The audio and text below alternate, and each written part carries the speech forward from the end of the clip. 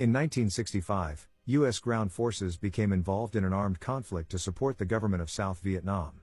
Young men from all walks of life were called upon to serve their country, including Victor Lopez. I was 19 and a barber when I was drafted in 1952 and ended up being sent to Korea, said Lopez, who served 2 tours in Vietnam. The vast majority of the soldiers in that war were draftees, said Lopez. As a matter of fact, about 75% of my company were draftees. Unlike today's wars where redeployment ceremonies honor returning troops, the welcome for Vietnam veterans was rude and sometimes violent. I flew back into California 4 days before Thanksgiving in 1970. There were 3 other soldiers who arrived with me.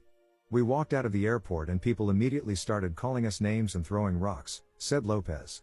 As soon as I could, I went and bought a civilian shirt to go with my khaki pants, because I would not dare to wear my uniform out in public. That type of sentiment was felt widely by nearly every returning soldier. There are a lot of those servicemen today that will not admit they served in Vietnam due to the fact of what happened to them when they returned home, said Lopez. Today's welcome home ceremonies are filled with tears of joy and happiness for most soldiers and their families and support by the public. I really appreciate the public support of what our soldiers are experiencing now. It's really beautiful. I only wished we could have had that, but our war was totally different, said Lopez.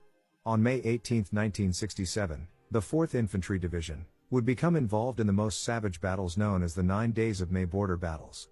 Company B would lose more than 45 men with another 84 wounded. In the matter of 1 hour I had lost all 4 platoon leaders, 3 killed and 1 wounded, said Lopez. In 1968 the Mountain Post sent 6,000 more troops to Vietnam. By 1969, U.S. troop numbers had reached a peak of approximately 543,000. On January 27, 1973, the United States signed the Treaty of Paris, which required the release of all United States prisoners of war held in North Vietnam and the withdrawal of all United States armed forces from South Vietnam.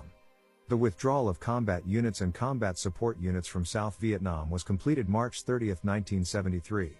More than 58,000 members of the United States Armed Forces lost their lives in Vietnam and more than 300,000 were wounded.